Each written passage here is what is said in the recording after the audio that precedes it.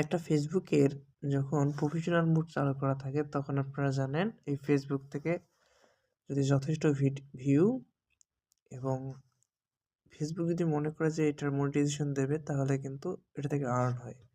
তো এই প্রফেশনাল মোডটা অনেকেই চালু করেন কিন্তু কাজ করতে পারেন না, অনেকে অনেক সমস্যা ফেস করেন।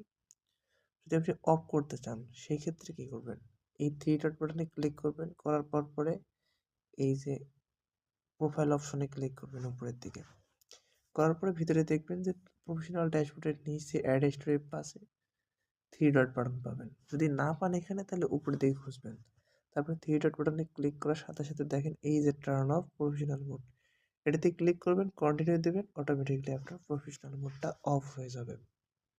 এখন যদি কারো প্রফেশনাল মোড চালু করা না থাকে সেক্ষেত্রে কী করবেন, কীভাবে চালু করবেন এখন আমি সেটা দেখাচ্ছি।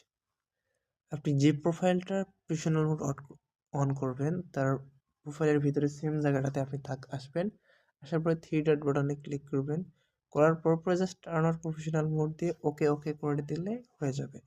বিষয়টি আশা করি বুঝতে পারছেন। ধন্যবাদ।